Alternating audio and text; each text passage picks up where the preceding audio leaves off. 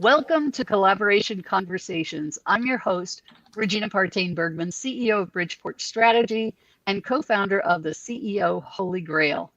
I am delighted to bring to you today another guest co-host and the panelists that he's brought with him. I have known our guest co-host for a little while now. I'm not sure even how we met or when or where, but we've been connected for a while, and I absolutely love this man and the work that he does. He has helped so many authors. So my guest co-host today is Michael DeLon, the president and founder, I believe, of Paperback Expert. Welcome to the show, Michael. How are you today? Regina, thank you. I am amazing. It's just so fun to be here with you and with these this other gaggle of friends of mine. And you are amazing, sir. I love the work that you do, and I truly mean that from the bottom of my heart. You are changing lives, and I so appreciate that. And you're using collaboration as a huge part of that change as well.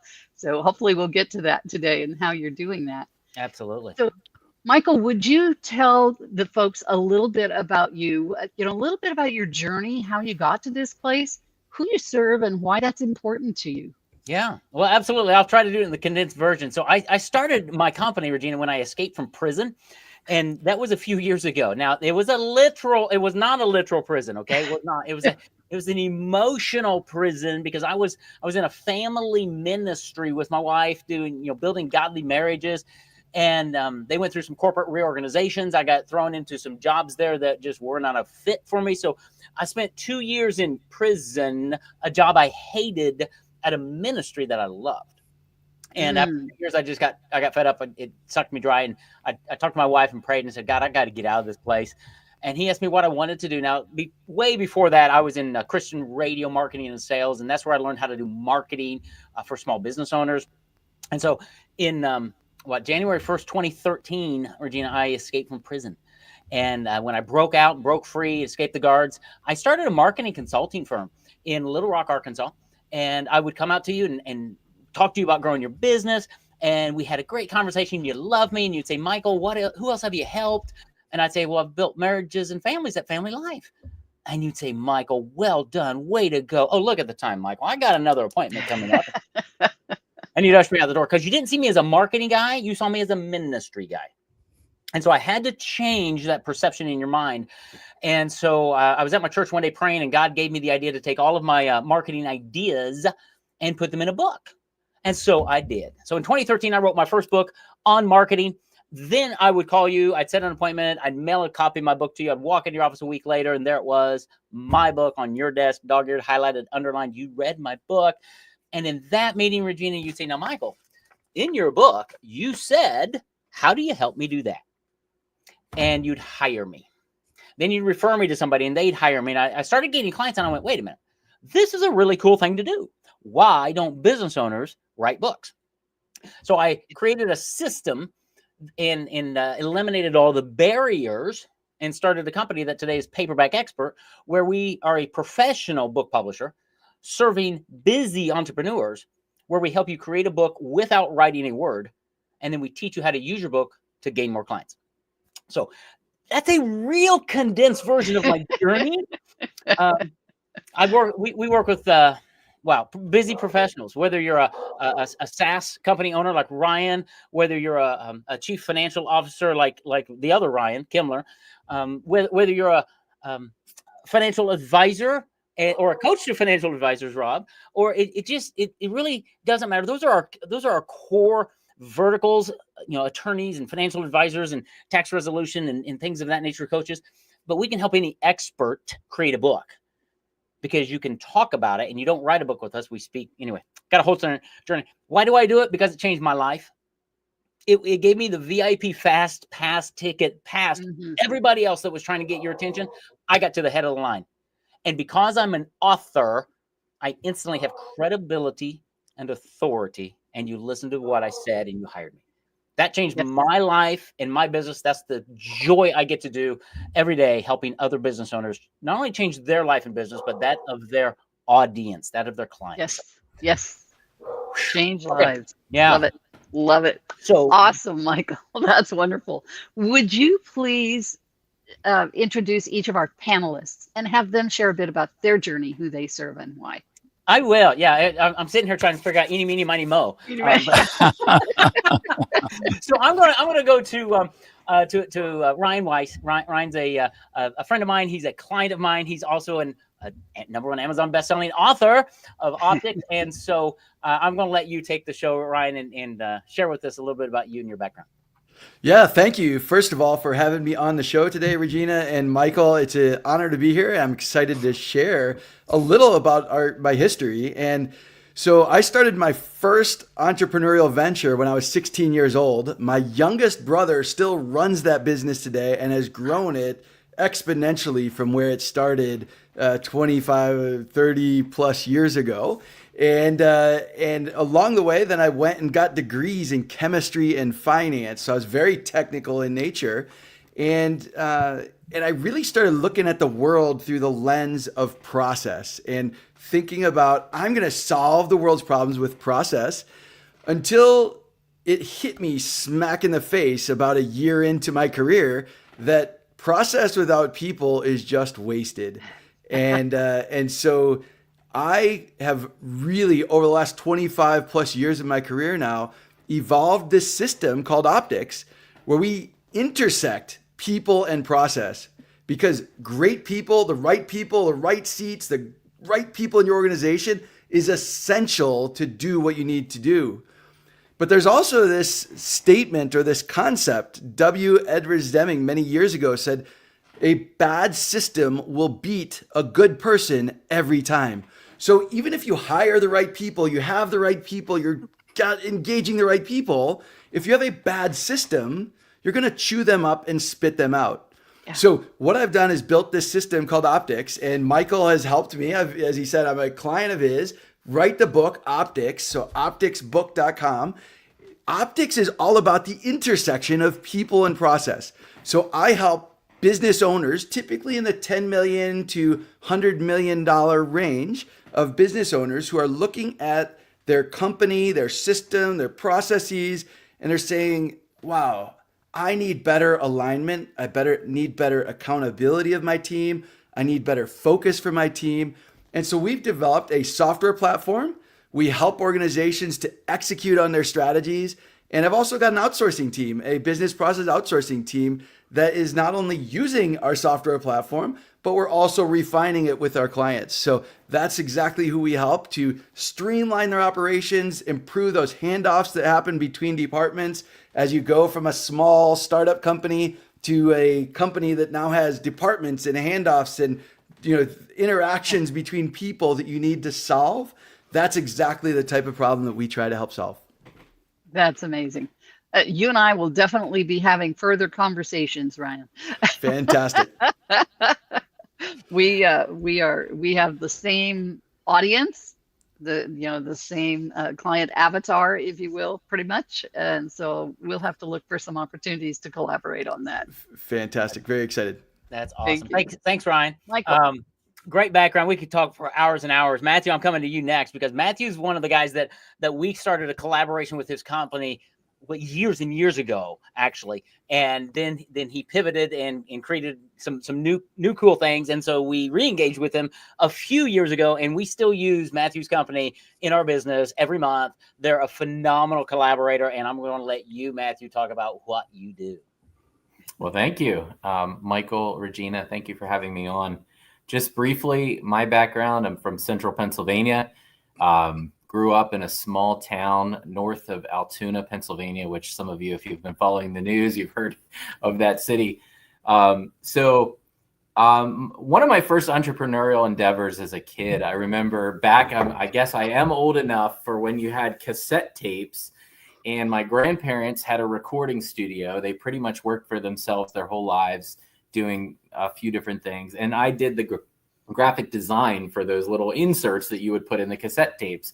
So I had my foray into that, and I started my own magazine as a young person. 7th grade through 11th grade, I published this magazine and got subscribers. It was never a massive financial success, but it was such great experience of not only the entrepreneurship side, but just realizing that the heart of so much what we do as human beings is around communication.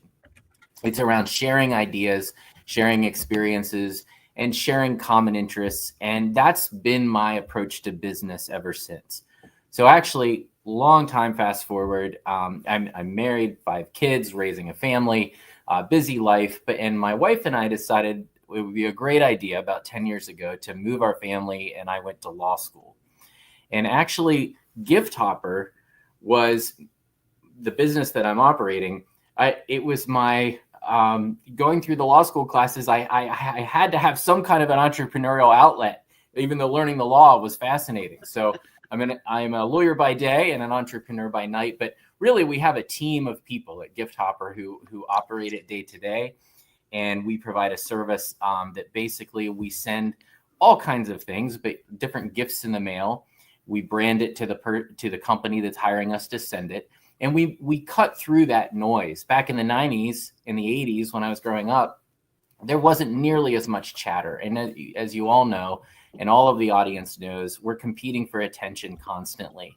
It's an attention economy. But when you can take an act of generosity and you can cut through that and show a kindness and show a willingness to invest a little bit in a relationship, it's powerful. And that's what Gift Hopper is. Amen. Amen. Fantastic. Amen. It is one of the coolest companies and concepts. And when you systematize it with your CRM, as we've done with Gift Hopper, it's amazing. And you talk about response from people you send gifts to. I get texts, I get emails from people saying, "Hey, thanks, Michael. My kids love you," because they're eating chocolate or bark or what. I mean, it's amazing. People, Anyway, we'll keep going. All right. Next on my list is the one, the only Rob Brown. How are you, buddy? I'm doing great, Michael. Thank you. Thank you for having me on the show here today. This is fun. You're welcome. And I have to say, every once in a while, I get a little box in the mail, and my wife goes, "Rob, that guy Michael is sending you something again. What's inside?"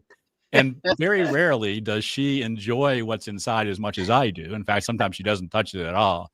Right. But it always stands out. So so that was a perfect lead in to this introduction. But I'm Rob Brown. I am the founder of Truest Fan Coaching. I am the host of the Purpose Focused Advisor podcast. And my mission in life is to help those that I work with bring out the best in themselves so that they can bring out the best in others. And I do that through coaching and consulting. My clients are primarily financial advisors, although I do work some outside of that space. And although Michael didn't help me with these, I am an author. I wrote Truest Fan, Live, Love, and Lead with Purpose and Impact. Can I just jump in here real quick and interrupt? So that book, hold that up again, Truest Fan. Okay, so I'm a publisher, right? We publish lots of books. Rob sent me his book, and I was expecting another book. That is a fable. If you've read like the 1 Minute Manager or anything, that's how it's written. And I read that book because it's compelling. And I emailed Rob and I said, "Okay, who wrote that?" He's like, I wrote it. It's amazing how he tells this story all around a baseball theme and being Truest Fans. It's so well done, Rob. I just want everybody to know it's a fable. It's a quick read. It's compelling. You should get it. Go ahead.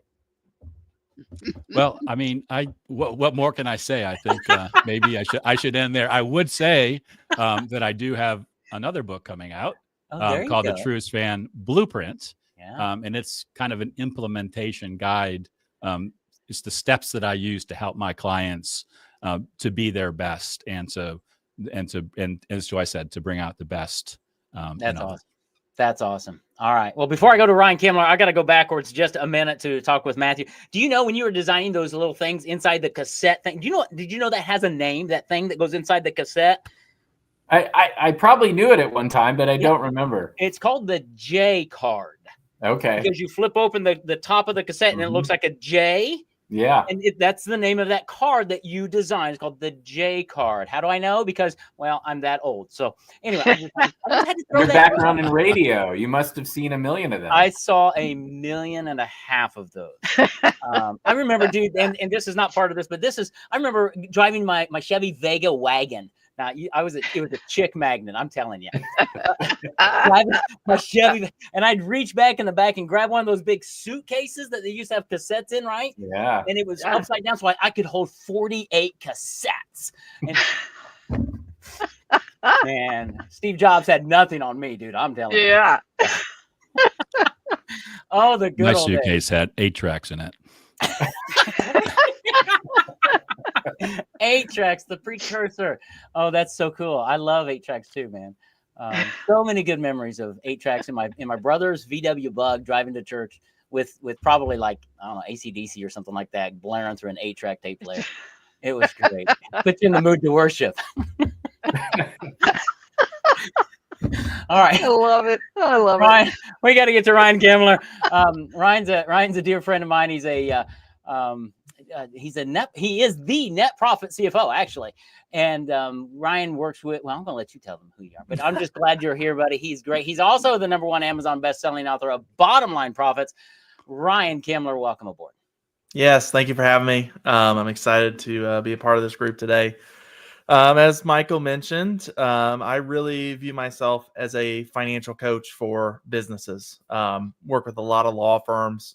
And as Michael mentioned, I did just have a book come out, Bottom Line Profits. Yep. And this really covers my system on how I work with business owners, how I help them grow their net profit, and how I help them grow their cash flow so that the owner can take home more money.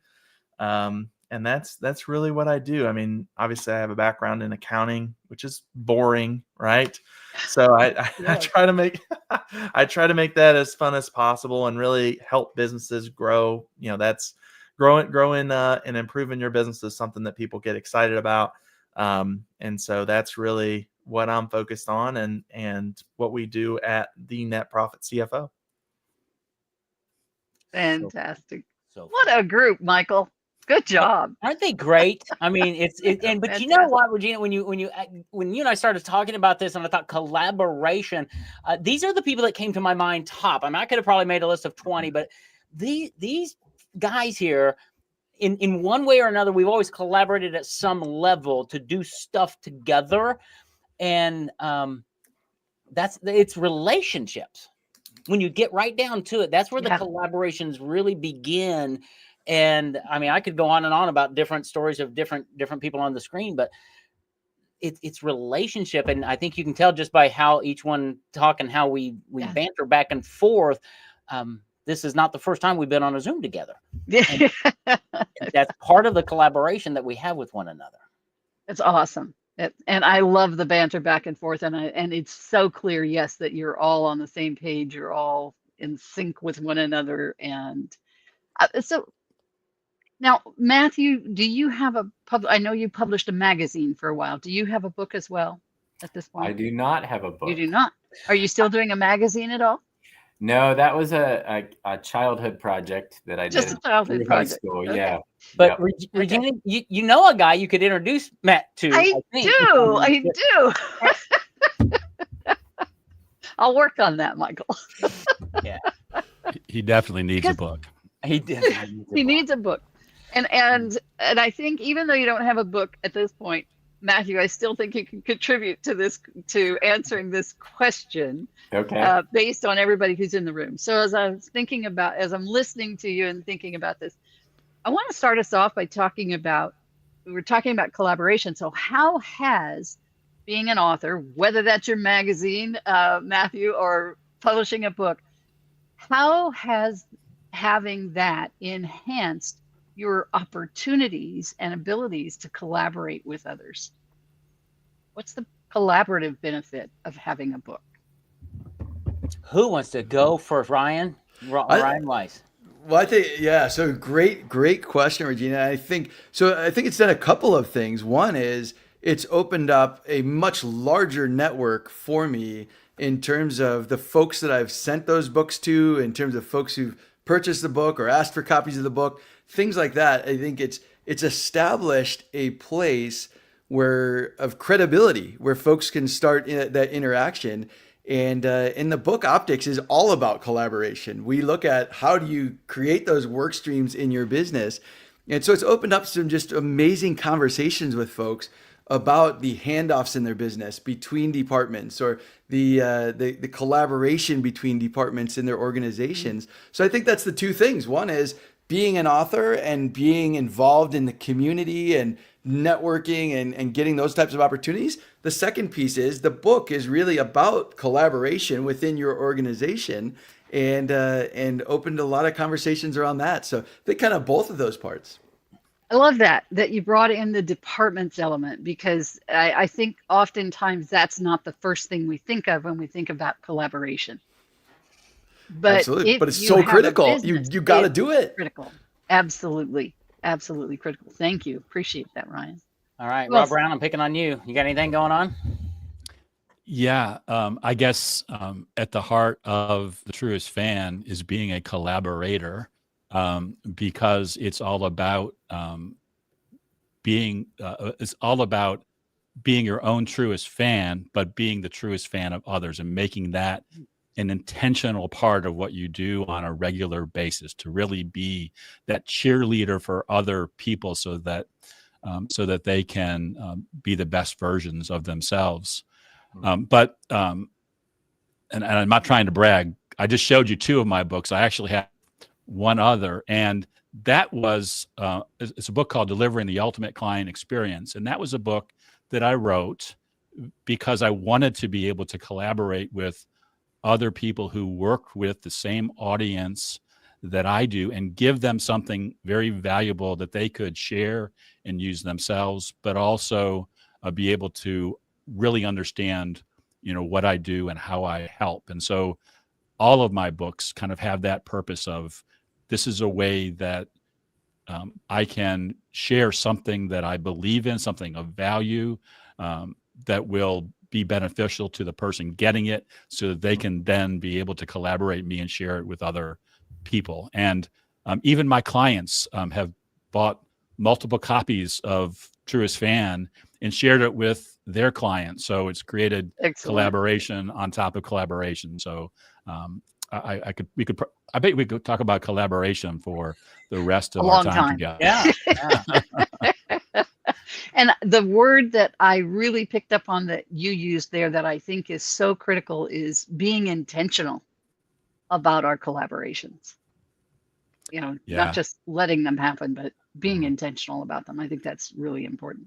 Yeah. Yeah. I was on a podcast at the end of 2024, and I kept using that word, and I said, gosh, I think I actually now figured out that word that I was supposed to pick at the beginning of 2024 for my word for 2024. So I'm now carrying that over into 2025, because intentionality, being intentional, is so important, because it's so easy to take things for granted.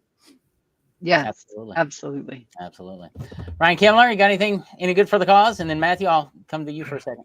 Sure. Yeah. So for me, I think handing my books to strategic partners have allowed us to collaborate better, because my book really answers the how question, right? I kind of go back to, Simon Sinek's Start With Why, right? And there's three questions that need to be answered, and it's why, how, what, right? And what I do is really easy to explain, right? I work with businesses and help them grow their profits, grow their cash flow. And then I think a lot of people that I meet, after I kind of answer the what question, then it's like, okay, well, that sounds really cool, but how do you do it? And explaining the how do you do it part can get really, really challenging, because most people don't have a deep, deep understanding of accounting, right? True. And so being able to hand my book, which, we kind of took my process and what I do and how I work with clients, and really kind of summarized it, really shortened it. Being able to hand someone that and just have that do a lot of the explaining, a lot of the talking for me, kind of a lot like how Michael used his first book, and having it do a lot of explaining for him, has just been really great for me and allowed me to collaborate better, and have, the partners that I work with understand better how I operate, how I work. And that's really changed my business. It's really opened doors for you. For sure. Yeah. Yes. Having that book. Yeah. Yep. Always Not does. just that it increases that authority and credibility, but that it actually opens that door for that further discussion. Yes. So Excellent. Matt, you got something? Because if you don't, I've got something for you. But I'll let you. Well, I just wanted to add, and I'm not an author of a book, although I speak and have written articles and things, both in regards to my legal practice and in regards to Gift Hopper. But one thing I would say, there's an expression that is used frequently by one of the vendors that I've worked with, a cybersecurity vendor actually, and they say business at the speed of trust. They emphasize that phrase. And as I've reflected on that, I've thought about how true that is when you have a level of confidence in somebody that you want to collaborate in or collaborate with. There's different levels of trust, trusting their intentions towards you, trusting their honesty, but also trusting their knowledge, trusting their abilities. And I think, writing a book, I think publishing things puts yourself into that category where they're your partners in collaboration are more readily able to trust working with you, and it lets things move faster. It lets things, hop into profitable win-win arrangements more quickly if you trust the other party. So that's what I would add. Yeah, extremely valuable, Matt. And trust is the currency that we need. And Regina, let me hop in here because Please. I'll jump in because you don't have to have a book, right? And I love the fact that you're focusing on books because everybody needs a book, Matt. And we'll help you, Matt. I'm taking notes here. What we've done with Matt and Gift Hopper, because I love Matt and his team, but I love what they do and the way they've helped us really impact our audience. Our audience meaning our partners and our clients and our prospects and our podcast hosts. And I mean, I've hosted Matt and his team on my podcast. We have done webinars together where I've featured Gift Hopper, and I send that out to my audience through email, through social media and things, because I am collaborating. I'm promoting them. So that's something that anybody listening to this can go out and do right now. Right. Because I believe in Matt's product. I believe in their service. I believe in who they are. And I want to shine a light in and say, you need to be using Gift Hopper. And let me share with you what it's done for us and our company and how simple it is, because they do everything.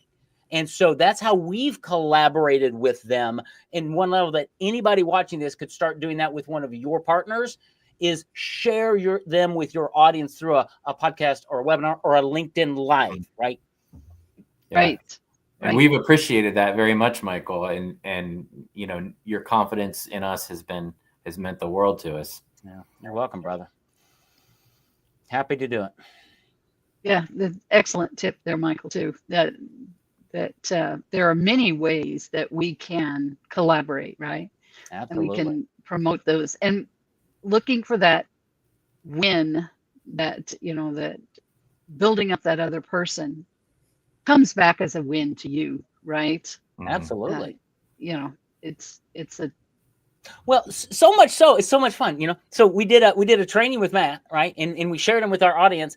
And after my clients publish their book, I give them a marketing game plan of how do you make money with this book, right? Right. And I have different playbooks in that game plan. One of my playbooks is gifting with gratitude. Can you guess? I love that. Can you guess who that's about? I mean, it's all about Gift Hopper and how we use them, and it has links back to them because they are integrated into my delivery of a marketing game plan because it's so impactful. That's a collaboration that hopefully gets Matt more business. And I think it's a great way to collaborate with other partners and say, how do you integrate them in what you do when it makes sense? Yeah. Excellent. Who else has an idea of how they've done that? I think that's a beautiful piece, is integrating them into your own marketing, those people that you want to collaborate with. Rob, any thoughts? I was hoping you wouldn't call on me. I was. Well, you should mute your microphone then. So you were unmiked. So I'm unmuted. By that one. No, you're not. Okay, Rob's stumped because he's thinking of something else. So Rob's had me on his podcast. Okay. Right, sure. To share me with his audience. Rob and one of his partners, we did a 3-way call because Rob wanted to introduce him to me. And a few months later, that guy introduced one of his advisors to me, who called me, who became a client of mine. So it's that long tail of how do we just enjoy one another and build each other up and do things and go, hey, this is what Rob does. I don't do that, right? Yeah. I know nothing about Isn't- finance, but I recommend Ryan to lots of people because I don't want anything to do with it. But he's brilliant at it. So Right. it's that, how do you say top of mind? But yeah, Rob and I have done webinars together. We've done podcasts together. He's introduced me to people, and it just keeps going on and on. But I think sometimes we don't think we think collaboration is this really structured high thing. That it's like, no, just, hey, y'all want to be on a LinkedIn Live with me? Okay, let's go. There you go. Well, I think this is this. I need to confess one thing that I am careful to guide my clients through is not to overcomplicate things. And I think as I was listening to Michael talk about Gift Hopper, I was overcomplicating. I was thinking, what am I doing that's exactly like that? But the truth is, every day I'm looking for ways to collaborate and to be able to add value to other people's audiences so that they can in turn add value to mine. And that's just to me a great way to collaborate and to share and to just to be able to use the gifts that we have with other people. Agreed. Yeah. We're going to go to Ryan Weiss, then Ryan Kimler, and then Matthew. Yeah, so I think two things here. I mean, I think number one, this right here is an example of Michael's collaboration, inviting us on to get to know each other. Regina, you know, making all of that work. We're getting to know each other. We're also getting to talk about collaboration, and I think that the second piece, Michael, you brought up the concept of podcasting. And I started a podcast about 2 years ago. I think that's how I actually met Michael, was coming on his podcast and, you know, going back and forth on each other's podcasts and sharing the wisdom and the knowledge and the insights of other people that we see value in, promoting that to our audiences. And so the platform of the book and the podcast have really enabled me to make a lot of connections that I wouldn't have otherwise made. And it's really expanded far beyond what I imagined initially in terms of reach and impact of bringing other experts along. Because even though I've got my book and I want to talk about what I do, the ability for me to bring other experts in different fields and different angles to my clients is one of the most valuable things I can do. If I think that I can solve all of my customers' problems all by myself, and I want to hoard it all for myself, then I'm missing an amazing opportunity to introduce and to bring in collaborators who have certain skill sets, products, technologies that will enable my clients to be better. And at the end of the day, that is one of the key focuses. Creating value so that we can keep creating value is an enormous impact on the world. So love it. Yep. Love it. Excellent. Ryan? Yeah, I would say, you know, when I start working with clients, I think, you know, we all kind of do this. I've got an internal checklist, right? And my question is always, you know, who's on your financial team, right? If you're hiring me to fill kind of the CFO piece, right? I always say that, you know, small business owners should have about four people on their financial team at a minimum, right? So your bookkeeper who does your books, someone to file your taxes, your CFO, and then someone to help you with retirement. And those 4 positions are really financial related that the business owner really needs. So that's always where I start. And then I start branching out into other departments to see what other, you know, holes do you have that need to be filled. And I think, you know, that's kind of what Michael does working with Matt on the gift hopper thing is, you know, it's a hole that his clients needed to be filled on the marketing side. And I think if we, you know, kind of look at it that way, then all of a sudden you have holes that need to be filled, and it creates and generates a great opportunity to work with other folks and really, you know, take that kind of internal assessment. And usually for me, one of those 2 other seats is not filled when I start working with clients. And so just from the financial side, I mean, it creates a great opportunity for, you know, me to introduce the strategic partner that I want to work with. Yeah. Great. That's excellent. Love that. Matthew? Yeah, just one reflection is I think that a lot of the greatest things in life have 2 ingredients. So think of a cake with icing on top, or better yet, a peanut butter cup. You know, the peanut butter and the chocolate. And they used to have old commercials about that, the peanut butter and chocolate when they come together. The reason I mention that is that the two ingredients, I think, of what gets us excited about a relationship in business is and I think of the cake and ice cream, kind of the core service that needs to be excellent. It needs to be really good. And then the icing is the relational connection and care that you can develop with another professional who's providing a service. If those two ingredients are there and good, then you're going to be passionate about referring that person, because people love to pass along, you know, oh, I saw this movie, or, oh, I saw this, read this book, and our experiences, again, it's part of what makes us human. And we like to share that with others, but we're most passionate about sharing it when it's something that those two ingredients are both there. So I think that I think of a mechanic locally that we've connected with, such a blessing for our family, with 5 cars and all these kids growing up. And I talk them up all the time. And there's that connection that's developed in my relationship with Michael. And I've shared about what Michael does. And those opportunities are really fantastic. So I think those two ingredients are kind of the essence of what makes us excited to kind of build those collaborations. I love that. And, you know, one of the things that I also really enjoy about collaborating is that it can be infinite, you know. So this show is an example of that, and I'm going to give away my trade secret here that I don't normally tell you until at the end of the show, after, you know, when we're off air. But so I've invited Michael to be my guest co-host today, because I just really appreciate this man and all he's doing, and I thought he's going to be fabulous. But his job today was to invite up to 5 people to join us for this conversation. The trade secret is, and how this continues, is that at the end of the show, I invite each of you to become a co-host, and you invite up to 5 people to join us. And we just continue this conversation about collaboration and continue to introduce people to each other. And it just goes on as long as we want to do it. Right. And as I said, this is one of the most fun things that I do in my work. Michael? It is. Well, it's great because I think before today, none of these other guys knew each other. They all know me, right? So I'm like the hub of the wheel of the. And exactly. Folks, I want them to create connections outside of this. Yes. So that they can do things together. I mean, Ryan's in one of my coaching programs, and he and another person in that coaching program, unbeknownst to me, connected outside of the coaching group and are doing some things together and referring business to one another. I'm like, way to go. That's exactly what you should be doing. Yes. That's what this does. That's what this does. Yeah. So it's Rob, you're muted, Rob.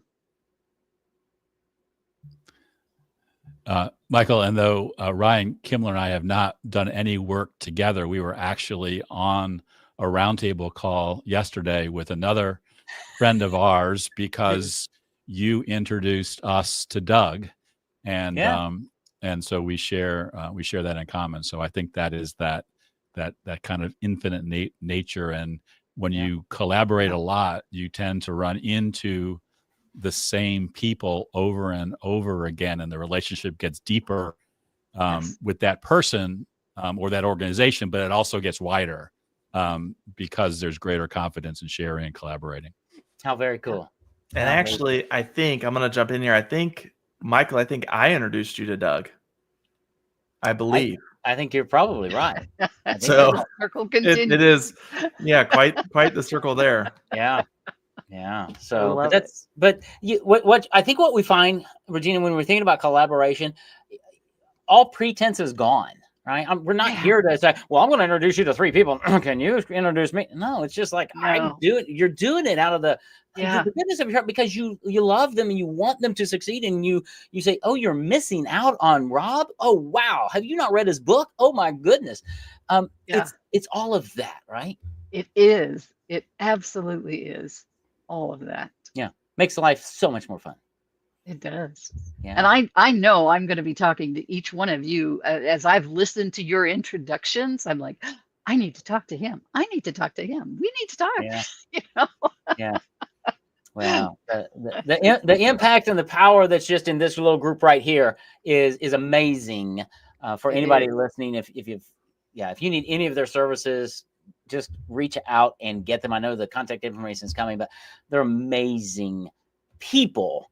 They're amazing entrepreneurs, and you're going to love just hanging out with them. And they all have the same heart that I think we have, Regina, is that if I can't help you for some reason, I'm going to point you in a direction. I'm going to connect you with somebody who can, because that's what we do. We're servants. That's what we do. Absolutely. And one of the things that has come my way lately is more of group collaborations, even where 3 or 4 of us with individual, with our own businesses are coming together and creating projects together and ways that we can support each other in small groups. Yeah. Where there's, mutual client avatars, if you will, mutual needs from our client sides, or mutual clients, I should say. Yeah. And those are exciting projects as well. And it's fun and exciting to explore what it looks like, when you're just coming together and saying, okay, well, I do this and I do this and I do this, and how can what I do enhance what your client needs? Absolutely. And it's the energy in the room gets pretty high when you're having those discussions, right? Yeah. And it benefits everybody. And it benefits everybody. Well, gentlemen, we're going to move into the final phase of our call. We're going to step into that for a few minutes here. And that is that we're going to do our wrap-up round, which Michael is going to lead. And he's going to call on each of you for your final thoughts about collaboration, and also for you to share your contact information. And while he's doing that, I'll also be putting your contact information into the chat. And if anybody who's listening, if you have any questions or comments, put them to the comment section, and we'll see them here and we can answer those as well. So Michael, would you lead our wrap-up round? Yeah, please? so we'll go in the same order as we did originally, and I'm going to limit you to like 2 minutes because we're down to like the last 8 or 9 minutes, and so you cannot pontificate on this, but you have to synthesize your thoughts, so y'all be thinking about it. But Ryan Weiss, think about collaboration. Final thoughts on collaboration. What do you think? Yeah, I think as I look back at my career, collaboration has become the single most important thing, whether it's within my clients or whether it's the network that's helped me bring clients or whether it's the network of people that I have to make an impact on my clients.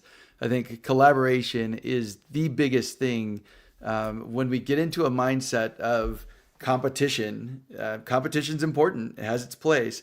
But when we get into a mindset of collaboration, it's when we can really create value with our clients, with our peers, with our employees, with our teams, with other stakeholders, thinking about how do we collaboratively create value for the people in our lives is one of the single most important things in my life in terms of business and success in business. Wow. That's very cool. Definitely. Yeah. The more we do that, genuinely, the greater the impact we're going to have corporately. So I think I went next to Matt. I'm just going to go around my clock on the screen. So Matt's next. Sure. Thank you. Just briefly, I think 2 components of collaboration that seem important to me is knowing what you do, knowing what your strengths and value that you can bring are, but then also having a real curiosity about the people that you're conversing with. I think the word intentionality was used earlier. I think that's also a good word. But at the core, I think our society is struggling right now with genuine connections. There's a lot of sense of disconnectedness in our culture. And I think we have power to combat that by genuine curiosity and care for others, which also can turn into better business opportunities for ourselves. I think there's a lot of win-win, but it does take that intentionality and that curiosity toward others. And I think that's the best starting point for good collaboration. I love it. So well said. Rob Brown. Well, Matthew stole my intentionality word, so I'll have to come up with something else. Um, not really. The thing that dawned on me, and I've learned in this last year, Michael, I think maybe I got this from you, is don't be afraid to go first. When it comes to collaboration, sometimes we say, "God, it would be great to work together on this project," or to introduce our audience to your audience, and then it just goes cold. It goes stale, and you're waiting to see who's going to cross the line first. And I say, just go first. So if you meet somebody or you've decided to collaborate with somebody and you're struggling on the first step, take the first step yourself. Make that first introduction, and I bet you that gets the momentum going. Absolutely. Yeah. That's that initiative, right? Without saying it, that's the initiative. Ryan Kimler. Yeah, I think collaboration, when it's done correctly, and both people on both sides really show up to help one another, super, super powerful. I'm comfortable with numbers. It's not a 1 + 1 = 2. It's more of a 1 + 1 = 4. And you're almost, doubling your efforts. I mean, it's just, again, very, very powerful, drives a lot of business. That's really how I do a lot of business today, is really working with trusted partners that I have. And, and it also takes some pressure off too. I don't have to be the expert in everything, and I don't want to be, right? I want to stay in my lane, do what I do, and help businesses the way that I can. And it takes the pressure off not having to focus on or do other things. And so I think when I think about collaboration and working with others, the biggest thing that comes to mind is just powerful. It's just powerful. It's leverage. Yes. So Indeed. true. So true. Indeed. Well, cool. I will wrap it up. Final comments? Yeah, my final thoughts come from a book that I pulled off my shelf recently. First note that I have in this book is from that I can find is October of 1992. Now Ryan Kimler wasn't even born back then. So it's and you've all two or three of you have mentioned concepts from this book. It's Stephen Covey's 7 Habits of Highly Effective People, right? So when I think collaboration, I think be proactive, right? Rob, that's initiative, right? Be proactive. Think win-win. Ryan Kimler just talked about that. And really begin with the end in mind. What are you trying to do here? What are you trying to cultivate? And when we just keep those first 3 habits of Covey's and we put those toward collaborations, everything else is just going to take care of itself. So true. Thank you. And Ryan Kimler, I have to tell you, my 1 + 1 = 11. It really is exponential. There you go. That's great. So awesome. Gentlemen, I have so enjoyed having you on the show today. Thank you so very much, and wishing you the best and a fabulous 2025. And I look forward to a conversation with each of you. I think there are opportunities to collaborate with each of you, and I look forward to exploring that. We appreciate all of you who've watched us today, who joined the show, whether you're watching it now or later. We appreciate it. Feel free to like and comment. We'll all be posting it out there so you can see it in different places. And come back again and see us next time on Collaboration Conversations. Bye for now.